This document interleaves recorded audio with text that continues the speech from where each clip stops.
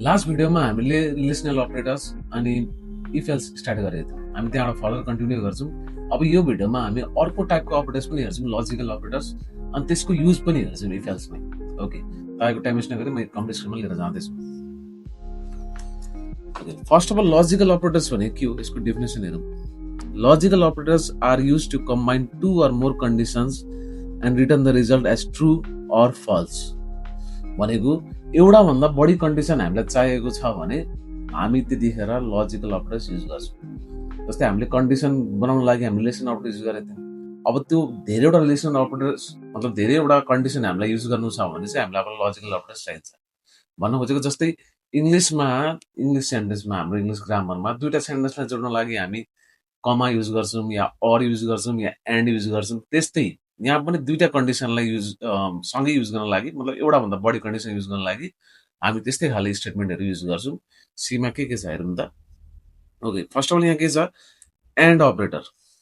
के एन्डको सिम्बल के छ, दुईवटा एन्ड सिम्बल। एन्डको सिम्बललाई एन्डै भन्छ, यसलाई एम्परसेन्ट पनि भन्छ।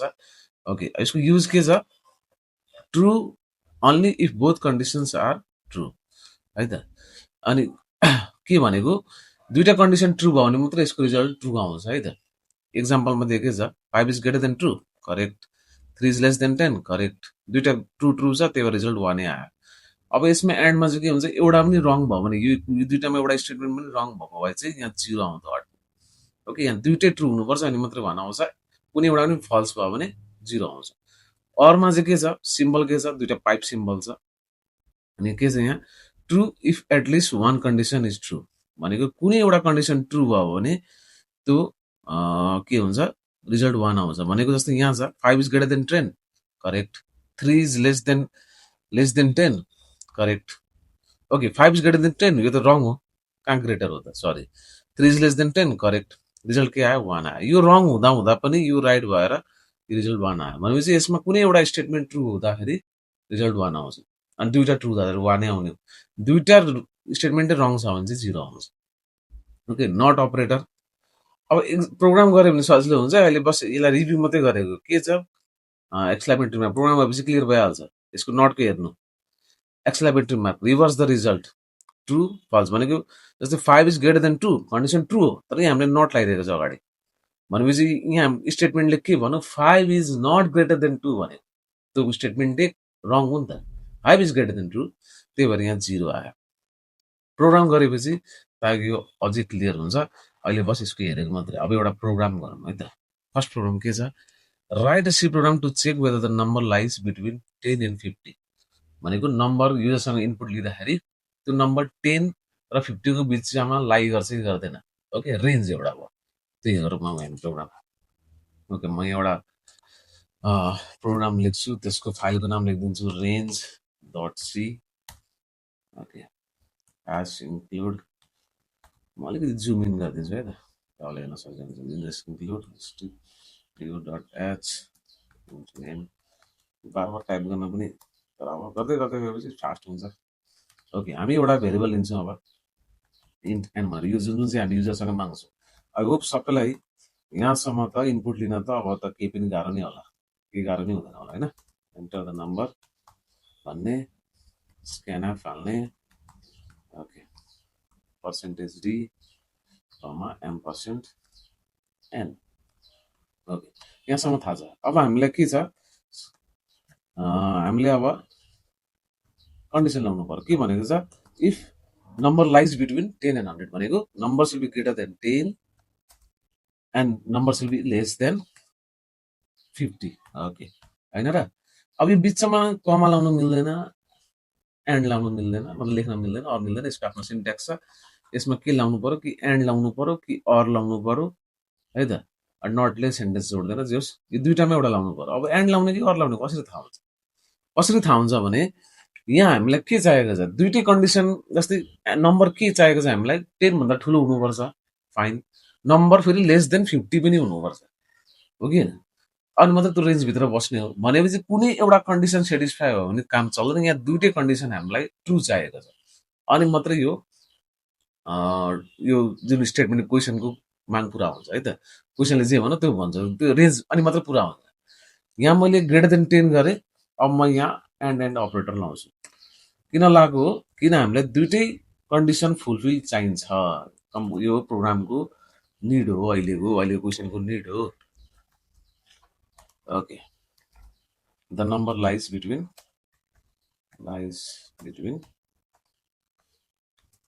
10 to 50. Okay, number that is number पनि देखाइदिउँ।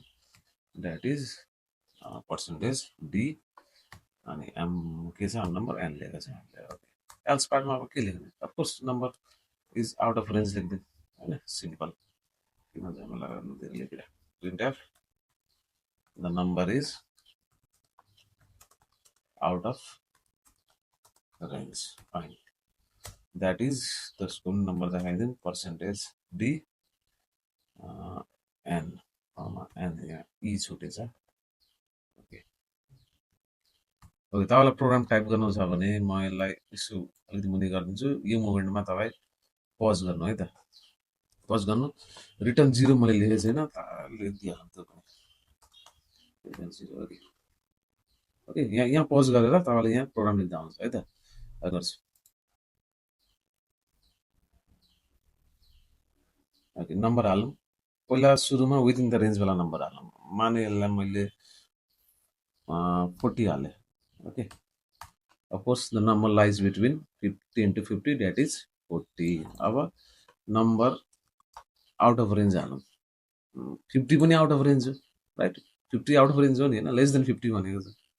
चेक गरौँ यहाँ। Okay, number is out of range, किन हामी लेस देन 50 भनेको छ अफकोर्स। अब यहाँ मैले एन्डको साटो अर लाग्यो भने चाहिँ के हुन्थ्यो हेर्नु है, के हुन्थ्यो हाम्रो। मैले इनकेस नम्बर मैले यहाँ नम्बर 50 भन्दा नि माथि हालेको भए, 50 भन्दा नि माथि हालेको भए ल 60 हालिदिन्छु, झन् सजिलो। हेर्नु त, नम्बर लाइज बिट्विन 10 to 50 भनेर आएको छ। किन इफ भित्र यहाँभित्र छिरेको? किनकि यो कन्डिसन त ट्रु हो नि त, यो एन ग्रेटर देन 10 त होइन। N less than 50 condition false भयो, तर एन ग्रेटर देन ट्रु भयो। अर्को केसमा यो जुन अर लागेको छौँ हामीले, अर्को केसमा कुनै एउटा कन्डिसन ट्रु हुँदाखेरि भित्र छिर्ने हो इफ भित्र। अब यहाँ त्यही भएर एन्ड लाग्यो हामी अघि है त। एन्ड र अरको डिफ्रेन्स बुझ्यो? एन्ड लाउँदाखेरि चाहिँ दुइटै कन्डिसन सेटिस्फाई हुनु पर्यो। अर लाउँदाखेरि कुनै एउटा सेटिस्फाई भयो भने इफ भित्र छिरिहाल्छ। यति नै हो प्रब्लम यो दुइटामा। ओके, अर्को एउटा प्रब्लम गरौँ अनि अझै क्लियर हुँदै जान्छ। के छ अर्को प्रोग्राम? Write a C program to check whether the number is negative or greater than 100. Okay, number is greater के भनेको छ? यसको नाम राखिदिउँ चेक, चेक डट सी होइन। ओके, एज इन्क्लुड सबैमा यो कमन हो। डट एच इन्ट मेन होइन। ओके, यहाँ तपाईँहरूले पनि छिटो टाइप गर्दा हुन्छ यसमा, अनि अलिकति फास्ट फरवर्ड गर्दा पनि हुन्छ ताकि मेन पोइन्टमा डाइरेक्टली आउँ। ओके, एन्टर द नम्बर यहाँ पनि भन्ने, enter the number. Okay, scan f के छ? एउटा मात्रै भेरिएबल छ of course, percentage D comma 1% an.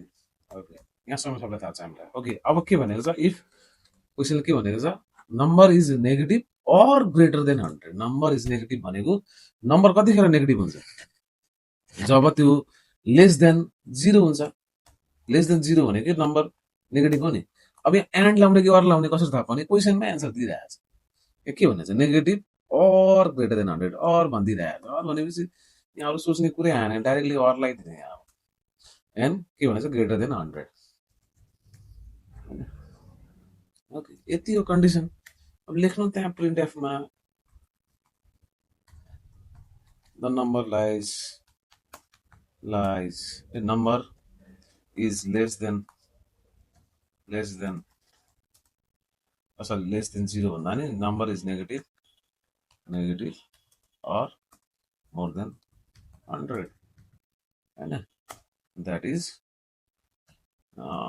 हटाइदिएँ मैले, पर्सेन्टेज डी लेखेँ डाइरेक्ट, एन मात्रै होइन। ओके, एल्स पार्टमा पनि लेख्नु। अब एल्स पार्टमा लेख्नु। एल्स पार्टमा के लेख्ने? एस्पेक्ट लेख्ने the number is printf the number is positive or greater than 100 sorry less than 100 less than greater than less than 100 percentage d command okay fine okay सबैलाई यहाँ programme type गर्नु छ भने भिडियोलाई पज गरेर अहिले यही मोमेन्टमा टाइप गर्दा हुन्छ ओके म चाहिँ फर्दर कन्टिन्यू गर्छु यहाँबाट यसलाई रन गरेर हेरौँ है त के हुन्छ अफकोर्स अब मैले यहाँ नेगेटिभ नम्बर हालेँ भने के हुन्छ मान लो मैले नेगेटिभ नम्बर हालेँ -10 हालेर of course the number is negative or more than 100 that is -10 भएर आइसक्यो फाइन अब हामीले 0 र 100 को बिचमा कुनै नम्बर हाल्यौँ भने के हुन्छ मैले मान लो यहाँ 50 हालेँ भने 50 हाल्दैन the number is positive or less than 100 बुझ्यो नि होइन अब मैले यहाँ 100 भन्दा माथि ठुलो नम्बरमा हालेर पनि हेरौँ है 100 भन्दा धेरै किन माथिको कन्डिसन 100 भन्दा बढी पनि छ नि त म हालिदिन्छु यहाँ 200 के हुन्छ भन्दा number is negative of more than 100 okay दुईटै कन्डिसन सेटिस्फाई भयो यहाँ अर ल्याउने अन ल्याउने त हाम्रो क्वेसनले नै भन्दै त सजिलो हो होइन ओके अझै एउटा प्रोग्राम गरौँ अनि अझै क्लियर हुन्छ यसमा चाहिँ नट ल्याउनु पर्ने रहेछ हेर्नु यहाँ क्वेसनै भनिरहेछ write a C program to check whether the number is not equal to 0 कति सजिलो प्रोग्राम यो त तपाईँ आफैले पनि गर्न सक्नुहुन्छ भिडियो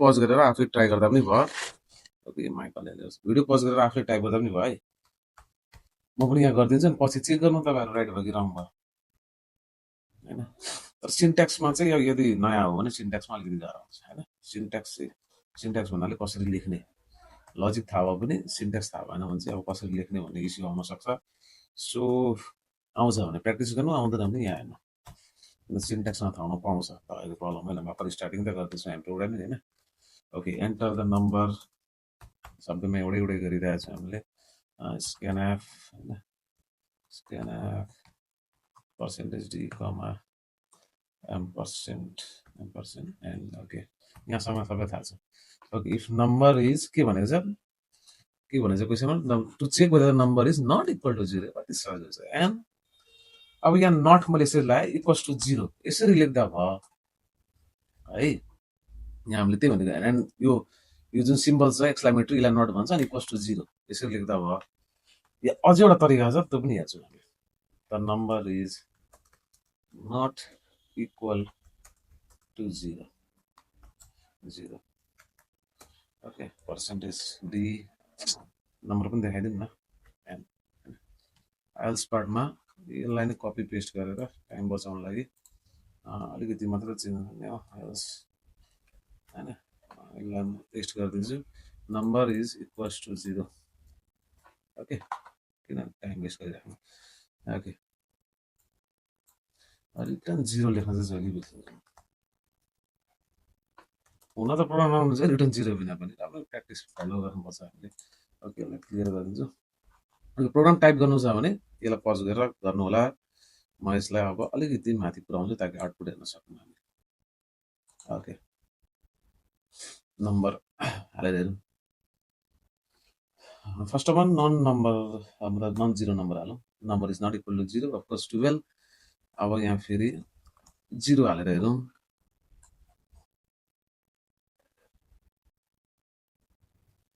जिरो हाले the number is equal to 0 of course अब यहाँ हेर्नु है मैले अघि एउटा तरिका भन्दै थिएँ जस्तै यो एक्जाम्पलमा कसरी तरिका दिएको छ यहाँ जस्तै यहाँ एक्जाम्पल यहाँ बाहिर नोट लागेको छ होइन ब्राकेट बाहिर यो हेर्नु सक्नुहुन्छ ब्राकेट बाहिर नोट लगाइरहेको छ होइन यसरी गर्दा पनि हुन्छ नो इस्युज यसलाई म यस्तो गरिदिन्छु यसलाई म यहाँ इक्वल टु साइन लगाइदिन्छु अनि ब्राकेटमा क्लोज गरिदिन्छु यसलाई दुईवटालाई ब्राकेटमा क्लोज अनि नट लगाइदिन्छु यहाँ है हो यसरी पनि लेख्न पायो यसरी पनि नो इस्यु यसरी पनि सिन्ट्याक्स करेक्ट हो यो सिन्ट्याक्स पनि करेक्ट हो यसलाई म रन गरिरहेको छु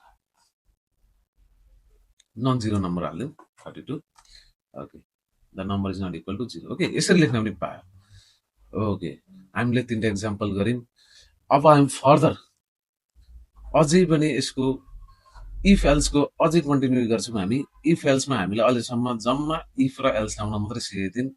अब इफ एल्स ल्याडर भनेको मल्टिपल इफ एल्स कन्डिसन ल्याउनु पर्यो भने धेरैवटा कन्डिसन छ भने, जस्तै इक्जाम्पलमा अब जस्तै अब ग्रेडै क्यालकुलेट गर्नु छ भने जस्तै 90 प्लस एबभलाई हामी ग्रेड ए भन्छौँ, त्यसपछि ए प्लस भन्छौँ, 80 प्लसलाई ए भन्छौँ, अनि 70 प्लसलाई के भन्छौँ हामी बी प्लस भन्छौँ होला। त्यसपछि त्यसको फर्दर भनेपछि धेरैवटा कन्डिसन छ नि त यहाँ, होइन? एउटा इफ एल्सले भ्याउन सक्दै थियो सबैलाई प्रिन्ट गराउन। अघि योभन्दा अगाडिको प्रोग्राममा हामीले प्रिभियस भिडियोमा हेर्नुभएको थिएन, हामीले पास फेल मात्रै गरेको थियौँ, ग्रेड दिएको थिएन। अब ग्रेडको लागि हामीलाई धेरैवटा मल्टिपल इफ एल्स चाहिन सक्छ। हो त्यो मल्टिपल इफ एल्स चाहिँ कसरी गर्ने हामी नेक्स्ट भिडियोमा डिस्कस गर्छौँ है त। अहिलेको लागि भिडियोमा यति नै, हामी फेरि नेक्स्ट भिडियोमा भेट हुन्छ। धन्यवाद।